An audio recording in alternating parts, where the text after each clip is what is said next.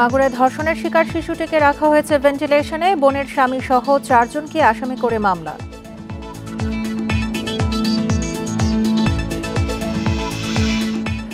মাদারীপুরে বালু ব্যবসা নিয়ে বিরোধে দুপক্ষের সংঘর্ষে 2 ভাই নিহত, গুরুতর আহত 3, পুলিশ ও সেনা মোতায়েন।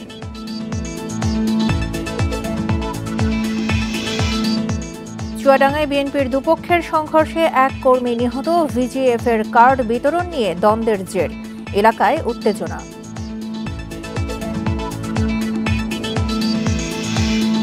পঞ্চগড় সীমান্তে বিএসএফের গুলিতে 1 বাংলাদেশি নিহত, মরদেহ ফেরত পেতে পতাকা বৈঠকের আহ্বান। স্বাগত সমগ্র বাংলাদেশে, সঙ্গে আছি সঞ্চারে মতিউত্তমা। শুনছিলেন শিরোনাম, চলে যাচ্ছি পুরো খবরে। এই ঈদে জামা জুতো অ্যাক্সেসরিজের ডিসকাউন্ট। মাগুরায় ধর্ষণের শিকার 8 বছরের শিশুটির শারীরিক অবস্থা অবনতির দিকে, তাকে ভেন্টিলেশনে রাখা হয়েছে। এরই মধ্যে গঠন করা হয়েছে 4 সদস্যের মেডিকেল বোর্ড। এ ঘটনায় বড় মেয়ের জামাই সহ 4 জনকে আসামি করে মাগুরা সদর থানায় মামলা দায়ের করেছেন শিশুটির মা। এদিকে চিকিৎসকরা শিশুটির সুস্থতার বিষয়ে খুব একটা আশাবাদী নন। মেডিকেল বোর্ড তার চিকিৎসার পরবর্তী সিদ্ধান্ত নেবে বলে জানিয়েছেন ঢাকা মেডিকেলের পরিচালক ব্রিগেডিয়ার জেনারেল মোহাম্মদ আসাদুজ্জামান। দুপুরে গণমাধ্যমে এসব তথ্য জানান তিনি। এদিকে এই ঘটনায় অভিযুক্ত আরও 2 জনকে আটক করেছে পুলিশ। এই নিয়ে পুলিশ হেফাজতে রয়েছেন 4 জন। গত বৃহস্পতিবার মাগুরায় বোনের বাড়িতে বেড়াতে গিয়ে ধর্ষণের শিকার হয় 8 বছরের শিশুটি। অচেতন অবস্থায় তাকে উদ্ধার করে প্রথমে মাগুরায় হাসপাতালে নেওয়া হয়, পরে উন্নত চিকিৎসার জন্য আনা হয় ঢাকা মেডিকেল কলেজ হাসপাতালে। পরিবারের অভিযোগের ভিত্তিতে প্রথমে শিশুটির বোনের স্বামী ও শ্বশুরকে আটক করে পুলিশ। যে আছে আমার সাথে ফোনে বলছে, যখন যা লাগে তখন তাই সাথে বলছে। আর আমি হলো ডিপার্টমেন্টের কাছে একটাই দাবি চাচ্ছি যে আমার মনে যে শাস্তি দিয়ে এই জঘন্য কাজ করেছে, এই শাস্তির বিচার চাই। আমার কথা যে তাকে একবারে ফাঁসি দিয়ে দিক, যাতে আর কোনো মা বোনের দিকে এরমে চোখ তুলে না থাকে। বাচ্চাটার পরিস্থিতি এখন আসলে একটু খারাপের দিকেই। আমরা 4 সদস্যের একটা মেডিকেল বোর্ড করে দিয়েছি। আজকেই এই মেডিকেল বোর্ড বসবে। রোগীর জন্য যা যা ভালো হয় আমরা চেষ্টা করব। মাগুরায় শিশু ধর্ষণের প্রতিবাদে এবং দ্রুত দোষীদের দৃষ্টান্তমূলক শাস্তি নিশ্চিতের দাবিতে বিক্ষোভ মিছিল ও সমাবেশ করেছে জাহাঙ্গীরনগর বিশ্ববিদ্যালয়ের শিক্ষার্থীরা। সকালে জাহাঙ্গীরনগর বিশ্ববিদ্যালয়ের মাগুরা জেলা ছাত্র কল্যাণ সমিতির শিক্ষার্থীরা সমাবেশ করেন। বিক্ষুব্ধ শিক্ষার্থীরা বিশ্ববিদ্যালয়ের কেন্দ্র শহীদ মিনার প্রাঙ্গণ থেকে প্রথমে একটি বিক্ষোভ মিছিল বের করেন, পরে তারা শহীদ মিনার সহ আশপাশের এলাকা প্রদক্ষিণ করে। এ সময় শিক্ষার্থীরা মাগুরায় শিশু ধর্ষণের ঘটনার তীব্র প্রতিবাদ জানান। ঘটনায় জড়িত ধর্ষণকারীকে দ্রুততম সময়ের মধ্যে দৃষ্টান্তমূলক শাস্তি নিশ্চিতে সরকারের প্রতি আহ্বান জানান। একই সাথে আইনশৃঙ্খলা রক্ষাকারী বাহিনীর সদস্যদের আরও কঠোর হওয়ার তাগিদ দেন। এদিকে সারা দেশে ধর্ষণের প্রতিবাদে বরিশালে মানববন্ধন ও বিক্ষোভ মিছিল হয়। ধর্ষণের এই রেশ থাকতে থাকতেই ধর্ষকের প্রকাশ্যে দৃষ্টান্তমূলক শাস্তি, এটা আমাদের রাষ্ট্রের কাছে দাবি থাকবে। সমাজের সবাইকে হাতে হাতে এক হয়ে এগিয়ে আসতে হবে মেয়েদের নিরাপত্তা এবং ধর্ষকের যে প্রকাশ্য শাস্তি সেটা বাস্তবায়নের জন্য, যাতে সমাজে। এদিকে ফরিদপুরে 4 বছরের শিশুকে ধর্ষণের অভিযোগে 13 বছর বয়সী এক কিশোরকে আটক করেছে পুলিশ। ভুক্তভোগী শিশুটি ফরিদপুর মেডিকেলের ওসিসি সেন্টারে ভর্তি আছে। শিশুটির বাবা জানান, তার বড় ভাইয়ের হোটেলে অভিযুক্ত কিশোর কাজ করত। গতকাল রাত 8:30টার দিকে শিশুটিকে সাইকেলে ঘুরতে নিয়ে যায় ওই কিশোর। কিছুক্ষণ পর শিশুটির চিৎকার শুনে আশপাশের লোকজন ছুটে গেলে কিশোর পালিয়ে যায়। রাতে তাকে বাড়ি থেকে ধরে পুলিশে সোপর্দ করে স্থানীয়রা। এই ঘটনায় ওই কিশোরকে অভিযুক্ত করে মামলা করেছে শিশুটির বাবা।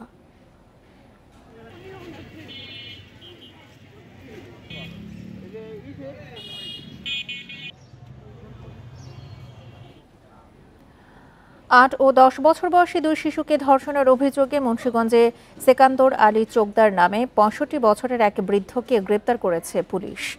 শুক্রবার রাতে স্থানীয়রা তাকে আটক করে পুলিশের কাছে সোপর্দ করে। পুলিশ জানিয়েছে, গ্রেপ্তারকৃত ব্যক্তি সদরের চর মুক্তারপুর এলাকায় শরবত বিক্রি করেন। গত শনিবার চর মুক্তারপুর এলাকার ভুক্তভোগী 2 শিশুকে খাবার ও বেলুন কিনে দেওয়ার প্রলোভন দেখিয়ে নির্জন স্থানে নিয়ে ধর্ষণ করার অভিযোগ ওই ব্যক্তির বিরুদ্ধে। এ ঘটনায় গত শুক্রবার ভুক্তভোগী 2 শিশুর মা মামলা দায়ের করে। পরে বিষয়টি জানাজানি হলে স্থানীয়রা তাকে ধরে পুলিশের কাছে সোপর্দ করে।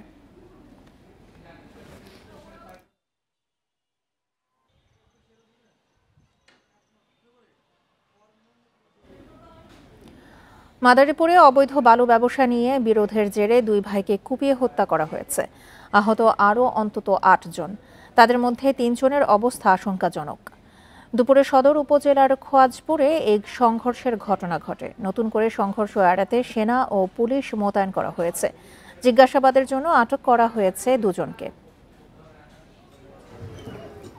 আড়িয়াল খাঁ নদের বালু ব্যবসার আধিপত্য নিয়ে দীর্ঘদিন ধরেই বিরোধ চলছিল সদর উপজেলার খোয়াজপুর ইউনিয়নের সাইফুল সর্দার ও শাহজান মোল্লার। এরই জেরে শনিবার দুপুরে গ্রামে দুপক্ষের লোকজনের মধ্যে শুরু হয় সংঘর্ষ। এ সময় সাইফুল সর্দার ও তার ছোট ভাই অলিল সর্দারের উপর ধারালো অস্ত্র দিয়ে আঘাত করা হয়। এতে ঘটনাস্থলেই প্রাণ হারান 2 ভাই। সংঘর্ষের সময় আগুন দেওয়া হয় বেশ কয়েকটি বাড়িঘরে। আমার 3 বাইরে এনে যাইয়া এরপর হোসেন নাম হেরা মিল্লা বন্ধু বান্ধব মিল্লা সবাই মিল্লা আমার বাইরে 3টারে কোবাইছে। ঘটনার পর এলাকার পরিস্থিতি নিয়ন্ত্রণে রাখতে অতিরিক্ত পুলিশ ও সেনাবাহিনীর সদস্যদের মোতায়েন করা হয়। এছাড়া জিজ্ঞাসাবাদের জন্য কয়েকজনকে আটক করা হয়েছে।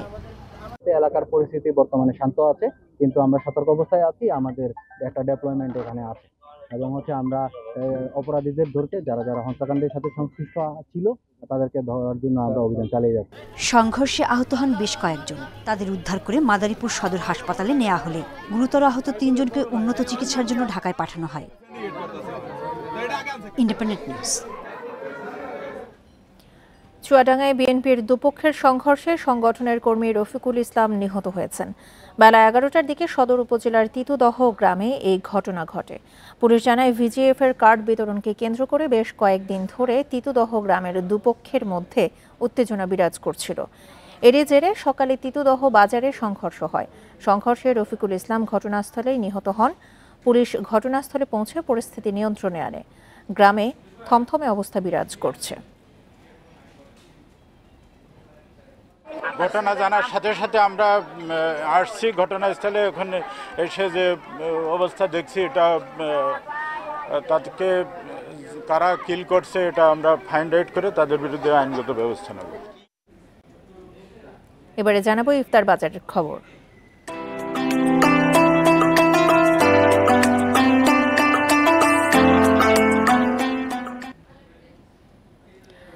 অলিগলির নিয়মিত ইফতার বাজারের পাশাপাশি চট্টগ্রামে অভিজাত রেস্তোরাঁয় বাহারি ইফতারও এখন আলোচনায়। খাবারের গুণগত মানের কারণে বিত্তবানদের পছন্দের শীর্ষে এসব ইফতার।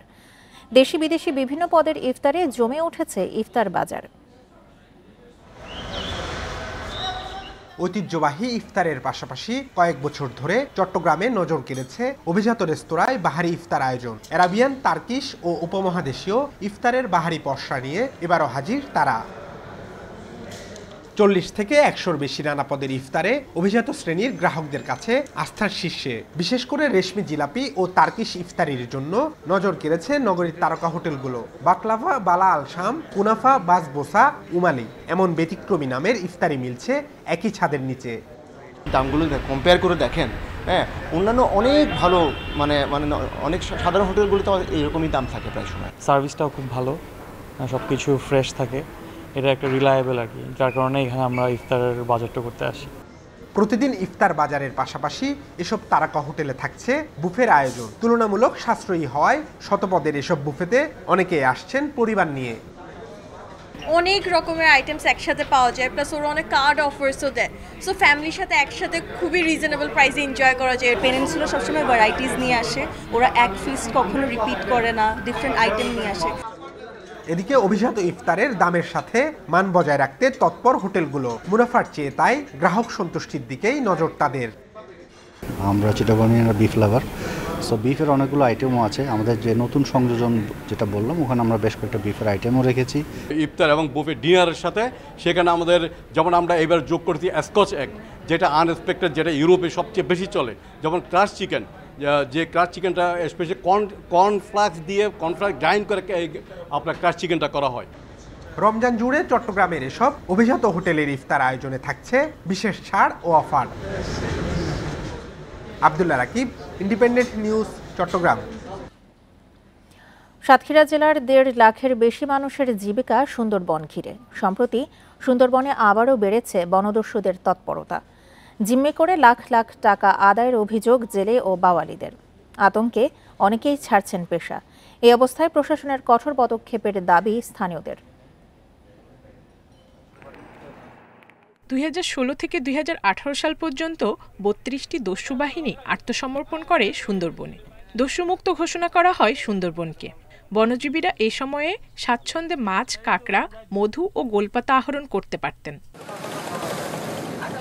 তবে গত 6 মাসে বনদস্যুদের তৎপরতা আবারও বেড়েছে সুন্দরবনের সাতক্ষীরা রেঞ্জে।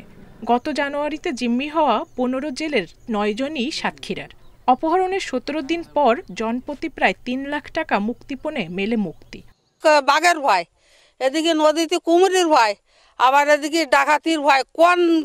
কোন ভাবে থাকবো আমরা? বড় ডাকাতি আমাদের তুলে নিলে একজনের নিয়ে জিম্মি করে রাখলো। এবার বাড়ি ফোন করে বলে দিলে যে আমাদের 50,000 টাকা দিতে হবে, মাথা পিছু 10,000 করে টাকা দিতে হবে। অনেক জনদস্যু বেড়ে গেছে এবং অনেক টুরিস্ট, অনেক জেলেরা আতঙ্কের ভিতরে আছে। এছাড়া সুন্দরবনকে ঘিরে পর্যটন শিল্পে জড়িত প্রায় 50,000 মানুষ। বনদস্যুদের তৎপরতা বাড়ায় পর্যটক কমে যাওয়ায় হুমকিতে এই খাতের সংশ্লিষ্টরাও। যারা টুরিস্টের ব্যবসা করি, আমাদেরও টুরিস্টের উপরে ব্যাপক ধরনের একটা চাপ পড়ে গেছে। যেমন এই সংবাদ কেউ পাইলে সুন্দরবনে আসতে ভয় পাচ্ছে, যার জন্য আমরাও খুব লসের সম্মুখীন হয়ে গেছি। বনদস্যু হান্নান বাহিনীর 5 সদস্যকে গত মাসে বাগেরহাটের রামপাল থেকে আটক করে কোস্টগার্ড। এদিকে বনদস্যুদের তৎপরতায় উদ্বিগ্ন খোদ প্রশাসনও। বনদস্যু বা জলদস্যু তার কথা বলা হয়, সেটি বেড়ে গিয়েছে বলে সবাই দাবি করছে। তো তার প্রেক্ষিতে আমরা উপজেলা আইন শৃঙ্খলা কমিটির মিটিংয়ে এবং জেলা আইন শৃঙ্খলা কমিটির মিটিংয়ে এটা উত্থাপন করেছি এবং আমাদের সমন্বিত প্রচেষ্টা অব্যাহত রয়েছে এবং তার অগ্রগতিও প্রতীয়মান হয়েছে। স্থানীয়রা বলছেন, গত 7 মাসে অর্ধশতাধিক জিম্মির ঘটনায় অপহরণের শিকার হয়েছেন সাতক্ষীরার 3 শতাধিক জেলে। তবে এমন তথ্য নেই পুলিশ ও বন বিভাগের কাছে। Independent news. নড়াইলে বিএনপির অফিসে ককটেল হামলায় দলের 3 নেতাকর্মী আহত হয়েছে। শুক্রবার রাতে নড়াইল সদরের গোবরা বাসস্ট্যান্ড এলাকায় সিঙ্গাসুলপুর ইউনিয়নে অফিসে এই হামলা হয়। আহতরা হলেন সিঙ্গাসুলপুর ইউনিয়ন বিএনপির সহসভাপতি বাবু মোল্লা, বিএনপি কর্মী নিউটন গাজী এবং সৈয়দ ওয়াজেদ আলী।